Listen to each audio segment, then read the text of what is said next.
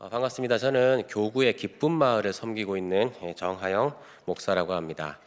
지난 월요일 저녁에 갑자기 전화가 와서 제가 이번 주 주일에 설교를 해야 된다는 충격적인 말을 제가 전해 듣고 목사님의 건강을 더 걱정을 해야 되는데 오히려 설교를 해야 되는 저의 처지를 더 걱정해야 되는 그런 한 주를 보냈었습니다. 그러다가 어떤 주제가 좋을까 좀 고민을 하다가 이제 시기가 11월이 되다 보니까 올 한 해 동안 여러 수고를 한 우리에게 하나님이 좀 위로와 격려를 주시지 않을까 하는 생각이 들었습니다. 그러다 보니까 갑자기 요한복음 21장 본문 말씀이 생각났습니다. 사실 요한복음은 20장으로서 사실상 끝이 납니다.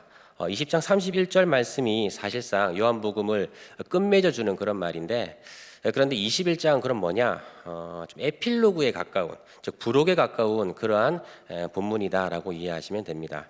자, 그런데요, 저는 이 요한복음 21장은 요한복음의 다른 어떤 장들보다도 하나님의 아들이신 예수 그리스도를 생동감 있게, 입체감 있게 너무나도 잘 나타내주는 본문이라고 생각을 합니다. 이 21장은 어떤 내용이냐면요, 예수님이 시리에 젖은, 실패감에 젖은 제자들을 찾아가셔서 그들을 위로하시고 격려하시는 아주 감동적인 본문입니다. 오늘 읽은 본문은 우리가 7절까지는 읽었지만 근데 21장 전반부의 분위기를 함께 살펴볼 겁니다. 그래서 예수님이 제자들에게 어떻게 위로하셨는가를 살펴보면서 우리가 함께 좀 위로를 나누는 그런 시간 갖도록 하겠습니다. 오늘 본문은 21장인데요. 근데 21장은 어디와 좀 관계가 깊냐면은 요한복음 18장과 관계가 깊습니다. 요한복음 18장에는 어떤 사건이 있냐면은 우리가 잘 아는 예수님을 부인한 사건이 있습니다. 예수님께서는 제자들을 불러 모으시고 이렇게 말씀하십니다. 오늘 밤 내가 잡히면 너희들은 다 뿔뿔이 흩어질 것이다. 나를 떠날 것이다. 특히나 베드로에게는 너는 닭 울기 전에 3번 나를 부인할 것이다 라고 그렇게 말씀하셨습니다. 자, 그러니까 제자들은 어떤 반응을 보입니까? 다들 발끈했습니다. 특히나 베드로는 앞장서서 이렇게 얘기했습니다. 주님, 다른 사람은 몰라도 저는 그렇지 않습니다. 다른 사람은 다 떠나갈지언정 저는 끝까지 주님 곁에 지키고 주님 가신 어디든 따라갈 겁니다. 이렇게 호언장담했었습니다. 자, 그런데 그 뒤에 경과는 여러분들 너무나 잘 아시죠. 주님 말씀 그대로 되었습니다. 주님이 잡히시자 베드로와 제자들은 뿔뿔이 흩어지게 됩니다. 그리고 베드로는 주님을 한 번도 아니라 3번이나 부인하는 그런 일을 겪게 되죠. 자, 그리고 난 이후에 예수님은 홀로 이 고난의 길을 걸어가십니다. 그리고 십자가에 달려 돌아가셨죠. 그런데 영광스럽게도 우리 주님은 3일 만에 부활하셔서 제자들 앞에 나타나셨습니다. 그게 바로 요한복음 20장 본문입니다. 자, 그런데 이 제자들 앞에 예수님이 나타나시니까 제자들의 마음은 어땠을까요? 당연히 환희와 감격과 기쁨이 있었을 겁니다. 우리가 따라다녔던 그 예수님이 정말 하나님의 아들이시구나라는 그런 기쁨과 영광스러움이 그 자리에 분명히 있었을 겁니다. 그런데 마음 한구석에는 이런 게 또 남아 있었겠죠. 커다란 짐, 바로 요한복음 18장에 바로 그 사건입니다. 제자들의 마음은 아마 이러했을 겁니다. 내가 예수님의 부활을 목격하니까 너무나 기쁘다. 예수님은 정말 하나님의 살아계신 아들이었다라는 마음도 있지만, 그러나 나는 여기까지다. 나는 예수님의 제자가 될 자격이 없는 사람이야. 나는 사도로서 증인으로서 부름받을 수 있는 자격이 없는 사람이야 라는 그러한 마음을 가졌을 겁니다. 왜요? 그들이 호언장담했지만은 어떻게 됐습니까? 그들은 그날 밤에 예수님을 부인하고 뿔뿔이 흩어지면서 그렇게 예수님을 배반해 갔던 이력이 있기 때문입니다. 자, 그리고 제자들은 지금 어디에 와 있냐면요, 고향에 돌아와 있습니다. 이런 마음이죠. 나는 사도가 될 자격이 없어 하는 마음으로 나는, 나 같은 사람은 그냥 내 본업에 다시 돌아가야 돼 해서 고향으로 돌아와서 지금 어부 생활을 다시 시작하고 있는 것이 바로 21장 내용입니다. 여러분들 지금 제자들의 마음, 이 제자들의 상황이 혹시 이해가 되시나요?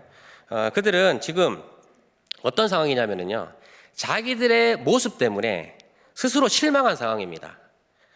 그 실패를 겪은 그 사건 때문에 지금 좌절해 있는 그러한 상황입니다. 그런데 바로 그러한 제자들에게 우리 오늘 예수님께서 찾아가신 것입니다. 스스로 실망하면서 좌절하면서 큰 시리에 빠져 있는 그들에게 우리 주님은 찾아가셔서 그들을 위로하시고 세워주시는 본문이 바로 오늘 본문이라는 말입니다. 자, 그럼 우리 주님은 이들을 찾아가셔서 어떻게 위로하셨는가를 오늘 세 부분으로 조금 나누어서 살펴보도록 하겠습니다. 우리 주님은 이 제자들에게 어떤 위로의 방식으로 찾아가셨는가? 첫 번째로는요, 우리 주님은 찾아오심에 대한 방법으로 제자들을 위로하셨습니다. 본문 4절에서 6절 말씀을 함께 읽어볼까요? 4절에서 6절까지의 말씀입니다. 시작. 날이 새어갈 때에 예수께서 바닷가에 서셨으나 제자들이 예수이신 줄 알지 못하는지라. 예수께서 이르시되 얘들아 너희에게 고기가 있느냐 대답하되 없나이다.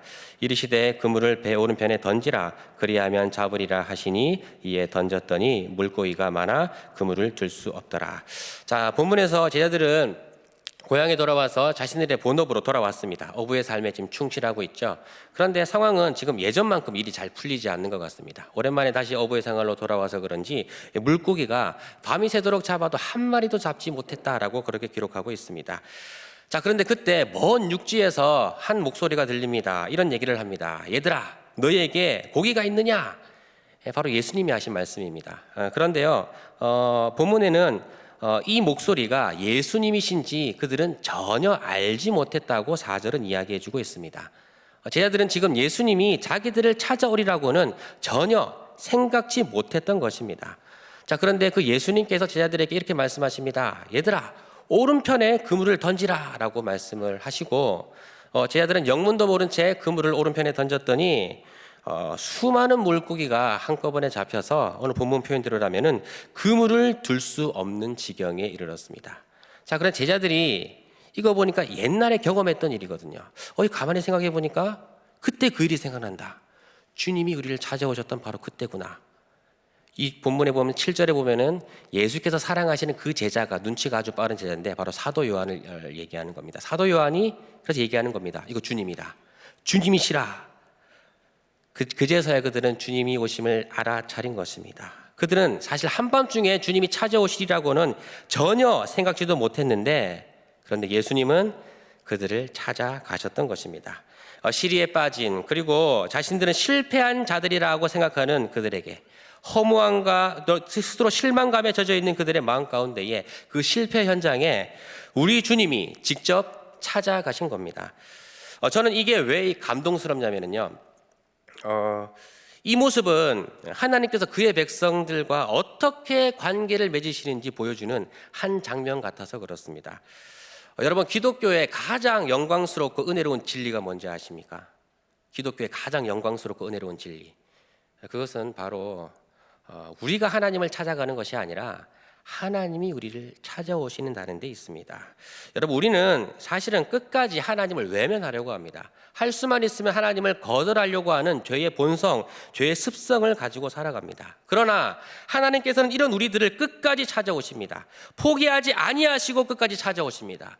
외면하려고 하는 우리 인생에 찾아오시고 상처와 실패로 가득한 우리 인생에 찾아오십니다. 사실 오늘 본문에서 우리 주님은 제자들을 다시 찾아갈 이유가 전혀 없습니다. 왜냐하면 이 사람들은 너무 형편없는 자들이기 때문입니다. 그들은 호언장담했지만 그날 밤에 주님 배반하고 다 떠나가는 신의도 지키지 못하는 믿음도 없는 그런 형편없는 자들이었습니다. 주님은 이 제자들을 다시 찾아가서 이들을 다시 스카웃할 이유가 전혀 없습니다. 예수님이 가장 힘들 때 외면하고 지켜주지 못했던 그러한 자들이기 때문입니다. 또한 그들 스스로도 자신들이 어떤 자인 줄 알고 지금 사도될 자격이 없다 여기고 떠난 자들이기 때문입니다. 자, 그런데 이러한 부족하고 연약한 자들에게 우리 주님이 다시 찾아오셨습니다. 여러분, 기독교는 하나님이 찾아오시는 종교입니다. 우리를 끝까지 포기하지 아니하시고 우리를 찾아오시는 종교입니다. 성경에 보면은 또 교회사에 보면은 수많은 위인들이 있는데 어느 누구도 스스로 하나님을 찾아간 사람은 아무도 없습니다. 성경 인물들 중에 아브라함이라든지 모세라든지 바울이라든지 등등. 근데 교회사에도 보면은요, 루터와 칼빈, 조지 필드, 가깝게는 C.S. 루이스 같은 사람들의 정기를 한번 읽어보십시오. 그들은 단 한 사람도 그들 스스로가 납득이 되어서 하나님께로 찾아간 사람이 아무도 없습니다. 모두 하나님을 외면하려고 하거나 모른 척하고 살아가거나 했는데, 그런데 그러한 자들에게 하나님이 언제나 찾아가셨죠. 그리고 하나님이 그들을 하나님의 사람으로 빚어내신 것입니다.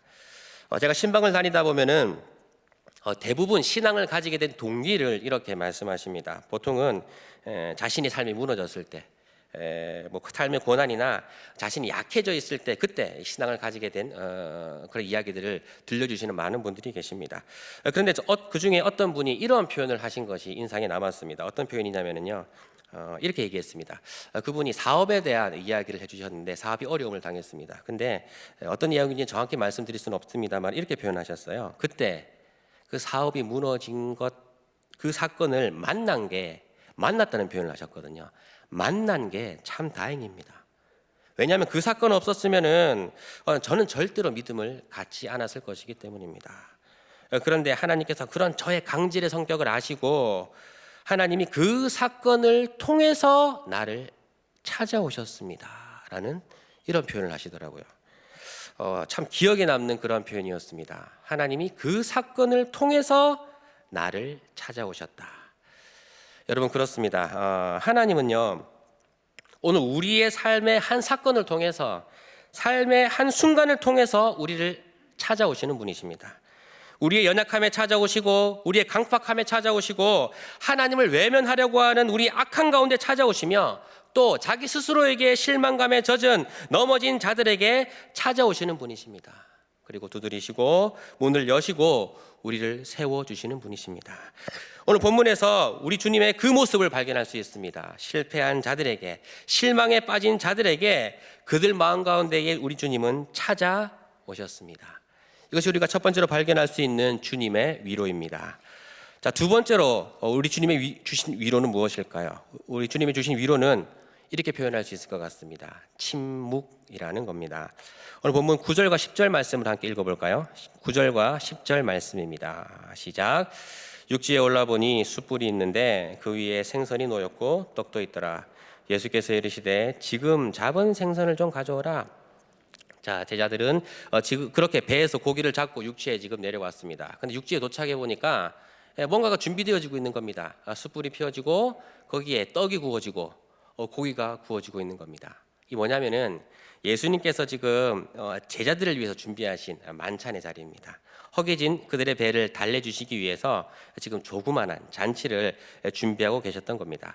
자, 그런데요, 우리 주님의 참 재밌는 말씀이 하나 있습니다. 10절 말씀에 보면 이런 게 있거든요. 우리 주님이 이렇게 말씀하십니다. 지금 너희가 지금 그 잡은 생선을 좀 가져와라. 이런 말씀을 하십니다. 여러분, 저는 여기서 우리 주님의 배려가 얼마나 깊은 것인지 느낄 수 있었습니다.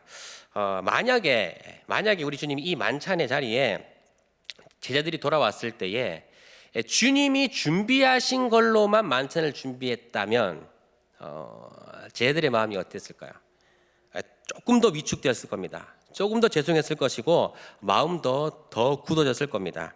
자, 그런데 그런 제자들의 마음을 우리 주님이 읽으시는 것처럼 오늘 본문에서 그들이 잡은 생선을 요구하십니다. 야, 너희들이 잡은 그 생선을 가져와라. 너희들의 그 수고를 가져와라. 우리가 함께 여기서 나누고 함께 잔치를 베풀고 만찬을 즐기자라고 말씀하고 계십니다. 제자들의 마음을 너무나 깊이 잘 헤아리고 계신 것 같습니다. 자, 그런데 여기서 더 중요한 게 하나 있습니다. 12절 13절 말씀 읽어볼까요? 12절 13절입니다. 함께 읽겠습니다. 시작. 예수께서 이르시되 와서 조반을 먹으라 하시니 제자들이 주님이신 줄 아는 고로 당신이 누구냐 감히 묻는 자가 없더라. 예수께서 가셔서 떡을 가져다가 그들에게 주시고 생선도 그와 같이 하시니라. 여러분, 지금 이 본문의 분위기가 느껴지십니까? 함께 식사의 자리를 나누는데 제자들은 아직도 예수님께 말을 못 붙이는 그런 상황입니다. 왜냐하면 죄송한 마음 때문에 그렇죠.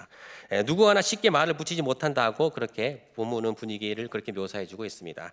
자, 그런데 그런 상황에 우리 주님이 계속해서 떡을 가져다가 그들에게 먹이시면서 떡도 구워다가 그들에게 가져다 주시면서 먹이십니다.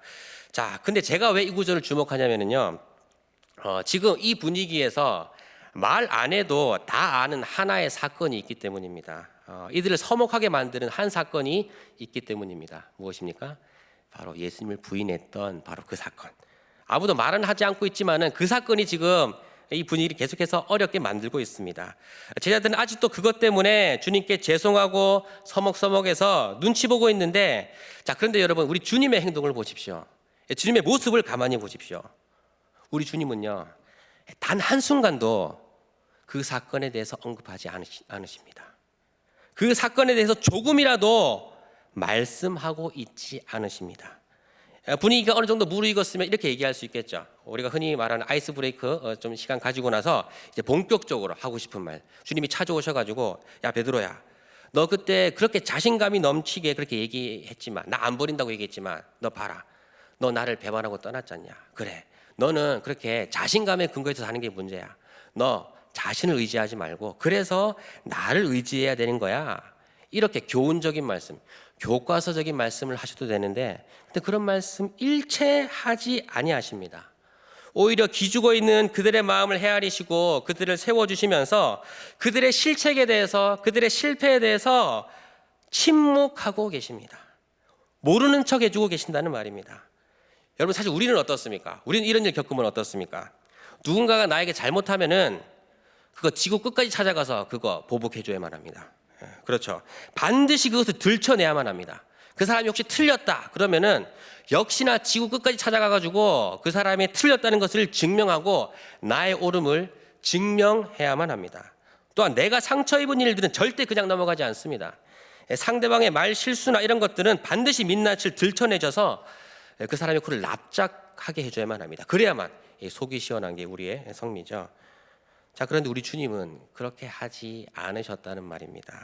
우리 주님은 그들의 잘못을 지금 모른 척 해주고 계십니다. 침묵하고 덮어주고 계십니다. 이렇게 위축되어 있는 그들을 우리 주님은 세워주시면서 그들의 실수, 그들의 부끄러운 과거에 대해서 침묵하시며 덮어주고 계신다는 겁니다. 이것이 우리 주님이 우리에게 보여주시는 두 번째 위로입니다. 그들의 잘못을 덮어주시면서 그들을 세워주고 계신 것이죠. 자, 그리고 오늘 우리 주님이 보여주시는 세 번째 위로를 함께 보도록 하겠습니다. 주님이 주시는 세 번째 위로는 이렇게 표현할 수 있을 것 같습니다. 바로 초청이라는 것입니다. 우리가 읽지는 않았지만은 너무나 유명한 한 구절이 있죠. 21장 17절 말씀인데요. 함께 읽어보도록 하죠. 17절 말씀입니다. 시작. 세 번째 이르시되 요한의 아들 시몬아 네가 나를 사랑하느냐 하시니 주께서 세 번째 네가 나를 사랑하느냐 하심으로 베드로가 근심하여 이르되 주님 모든 것을 아시오매 내가 주님을 사랑하는 줄을 주님께서 아시나이다. 예수께서 이르시되 내 양을 먹이라. 너무나 잘 아는 구절입니다. 우리 주님이 아침 조반을 먹은 이후에 베드로와 따로 시간을 가지십니다. 베드로와 단둘이 대화를 나누시는 그러한 시간입니다. 그때 이 질문을 하십니다. 베드로야, 요한의 아들 시몬아, 네가 나를 사랑하느냐? 그때 베드로의 대답이 무엇이었죠? 이전 같았으면 베드로는 이렇게 대답했을 겁니다. 주님, 당연하죠. 주님, 저를 몰라서 그렇게 질문하시는 겁니까? 저는 주님, 다 누구보다 주님 더 사랑합니다. 예전 같았으면 그렇게 대답할 겁니다. 그런데 지금은 그렇게 대답할 수가 없습니다. 왜냐요? 왜 그렇습니까? 실패한 이력이 있기 때문이죠. 그래서 베드로의 대답은 이렇습니다. 주님, 내가 주를 사랑하는지 주께서 아시나이다. 베드로는 더 이상 자기 자신감에 근거해서 대답하지 못합니다. 무엇에 근거해서 대답하냐면은 주님의 미리 아심에, 주님의 모든 것을 아심에 근거해서 자신의 진심을 표현합니다. 내가 주님을 사랑하는지 주께서 아시나이다. 주님, 내가 비록 실패했지만 내가 주님을 사랑한다는 이 진심은 있다는 것을 주님은 이미 아십니다라는 대답으로 그렇게 이 질문에 답을 합니다. 자, 그러자 우리 주님께서 베드로에게 하신 말씀은 무엇입니까? 내 양을 먹이라라고 말씀하십니다. 자, 근데 이 대화가 몇 번 왔다 갔다 했는지 잘 아시죠? 이 똑같은 대화가 같은 질문, 같은 답이 몇 번 왔다 갔다 했는지 잘 아시죠? 세 번이나 이 질문과 이 대답은 왔다 갔다 했습니다. 자, 여러분, 왜 그렇다면 주님은 이 같은 질문을 왜 세 번이나 하셨을까요? 지금 내용도 같고 질문하는 것도 같고 내용도 다 같습니다. 대답도 같습니다. 그런데 우리 주님은 왜 세 번이나 베드로에게 이 질문을 하신 것일까요?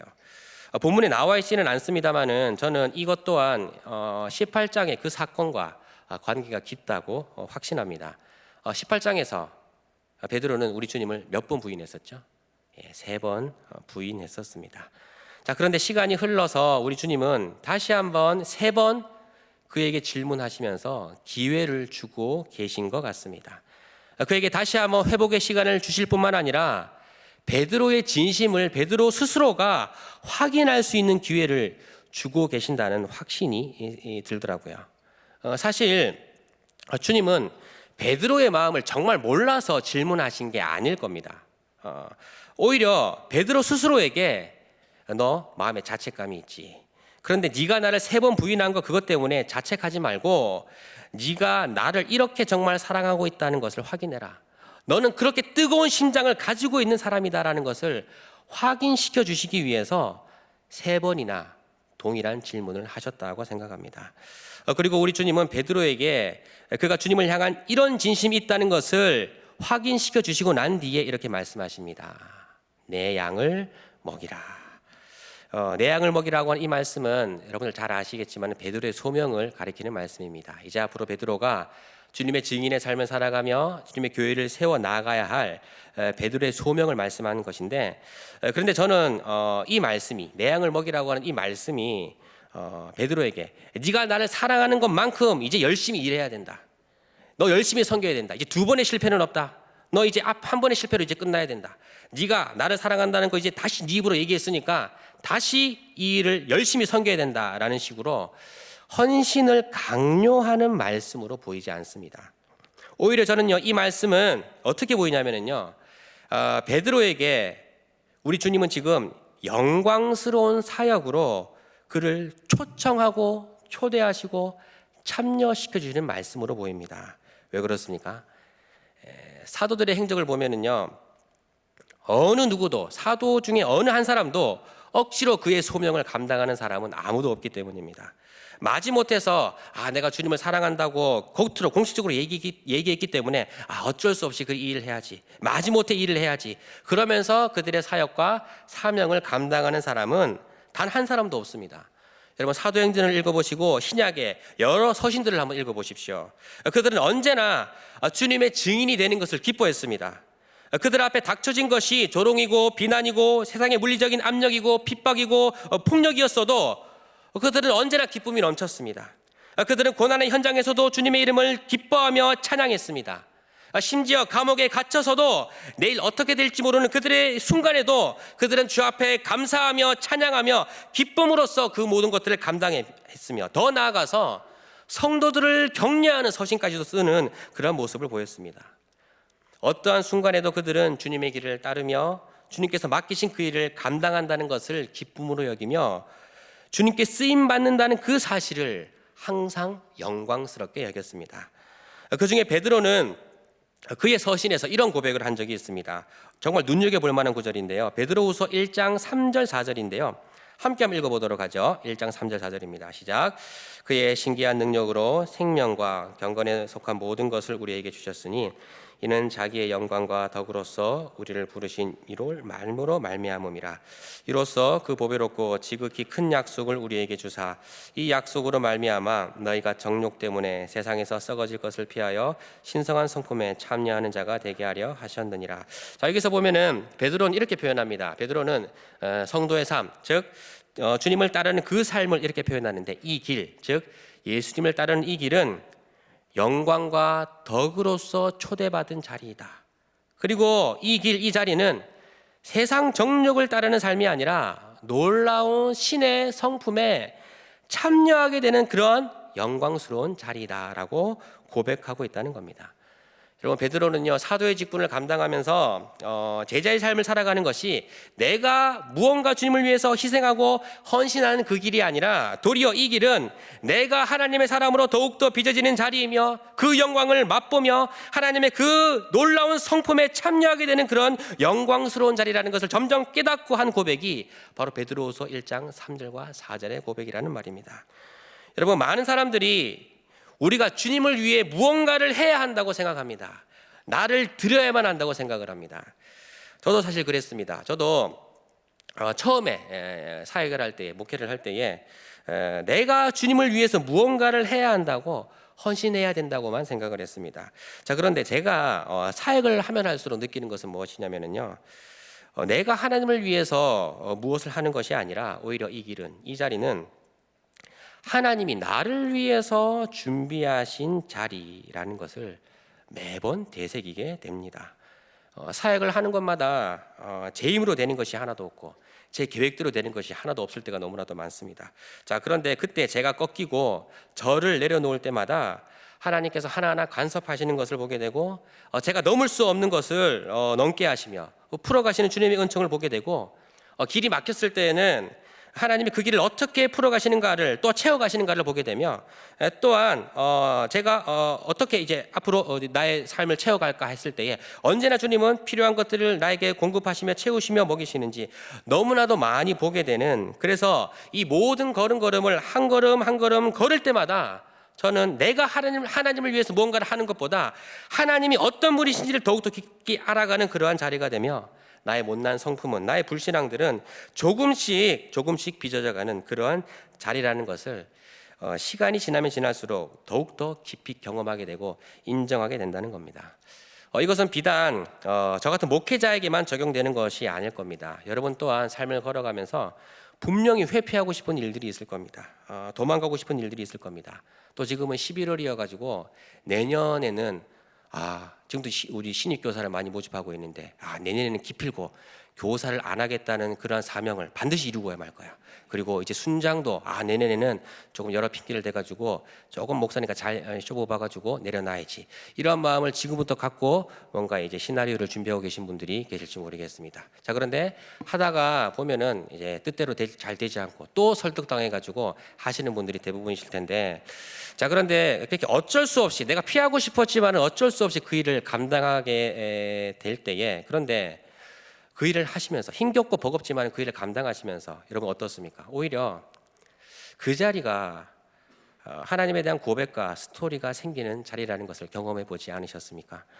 여러분 그렇습니다. 그 자리가, 나에게 주어졌던 그 버거운 자리가 오히려 나를 자라게 하고 이 헌신이 나를 아름답게 빚어가는 자리라는 것을 보게 될 때가 너무나도 많다는 것이죠.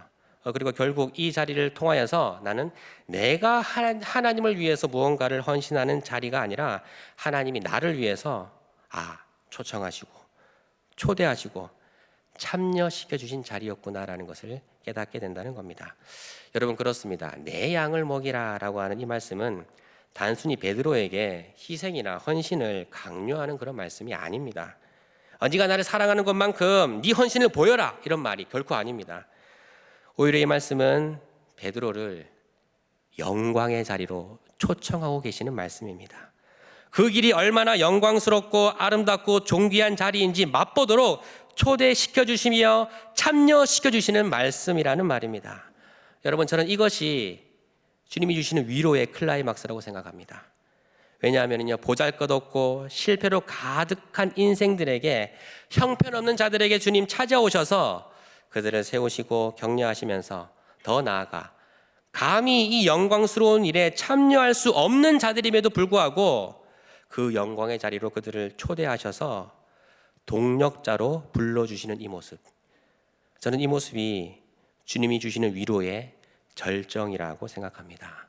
우리 주님은 그렇게 제자들을 찾아오셔서 그들을 위로하셨습니다. 제자들의 모든 삶의 실패 가운데에 주님은 찾아오셔서 그들의 실수, 그들의 실패를 덮어주시고 세워주시며 또한 그들을 영광의 자리로 초청해 주셨던 겁니다. 오늘 말씀을 정리하도록 하겠습니다. 여러분 사실 오늘 본문 말씀은 제가 사역을 처음 시작할 때에 저에게 위로를 주었던 그런 말씀이기도 합니다. 저는 25살쯤에 작은 교회에서 전도사 사역을 시작했었는데 저의 친구의 소개로 제가 들어가게 됐습니다. 제 친구는 1년 먼저 사역을 시작했었고, 근데 사역을 같이 하다 보니까 제 친구는 사역을 너무 잘하는 겁니다. 너무 잘하고 하는 것마다 잘 되고 담임 목사님의 신임을 더 잘 얻어가는 것 같고, 그러다 보니까 그런 구조가 되면은 약간 같은 나이 같은 친구면 조금 그 교회 안에 좀 질투가 생기기 마련이 있거든요. 근데 저는 질투가 생기기보다 오히려 저에 대한 자격지심이 생기더라고요. 나는 왜 이 모양일까? 왜 나는 내가 하는 것들은 왜 이렇게 잘 풀리지 않을까? 그런데 그 자격지심을 넘어서 오히려 심지어 주님께 죄송한 마음이 들기까지 하더라고요. 내가 주님을 위해서 할 수 있는 게 아무것도 없구나라는 그런 생각까지 들더라고요. 그런데 바로 그 즈음에 바로 오늘 본문의 말씀을 우연히 묵상했습니다. 그리고 오늘 본문에서 베드로의 실패를 안아주시면서 그를 다시 초청하시는 그 주님의 이 위로에 저는 도서관에서 그때 말씀 묵상했던 것 같은데 혼자 말씀 묵상하면서 눈물을 글썽였던 그런 기억이 있습니다. 그때 주어졌던 가장 큰 위로가 무엇이냐면요, 제가 무언가를 잘 하지 않아도 우리 주님이 계속해서 이 말씀을 하시고 계시는 것 같았습니다. 너 끝까지 나와 함께 가자. 네가 뭘 잘 하지 못해도 된다. 열매가 없어도 된다. 실패해도 된다. 그래 너는 이 길을 계속해서 나와 함께 가자라는 그런 말씀으로 제게 다가왔습니다. 여러분, 제가 무언가를 잘 하지 않아도 여전히 제가 무언가를 실패해도 여전히 보잘것없는 그러한 삶 가운데 주님은 찾아오셔서 나를 세워주시며 이 영광스러운 주님의 사역에 참여시켜주시고 맛보게 하시며 그리고 나를 동력자로 불러주신다는 그 사실 때문에 저는 너무나도 큰 위로를 얻었던 적이 있습니다. 여러분, 그렇습니다. 이것은 비단 베드로와 제자들에게 뿐만 아니라 우리 모두에게 주시는 주님의 위로인 줄로 믿습니다. 우리 주님은 우리를 찾아오십니다. 우리들의 실패에 찾아오시고 또한 열매 없는 우리의 삶에 찾아오시고 우리들의 좌절 한가운데 찾아오시며 우리 스스로 실망하는 그 자리에 찾아오시는 분이십니다. 그리고 우리를 세워주시며 우리들의 실책, 우리들의 실패, 우리들의 모든 실수를 덮어주시고 모르는 척 하시며 더 나아가 우리들을 주님의 그 영광스러운 일에 가장 찬란하고 복된 주님의 그 영광스러운 그 사역에 우리를 초청하시며 동참시켜 주십니다. 여러분, 이분이 바로 우리 구주 예수 그리스도이십니다. 이 주님의 위로를 날마다 경험하시며 살아가시는 우리 모두가 되기를 주님의 이름으로 축복합니다.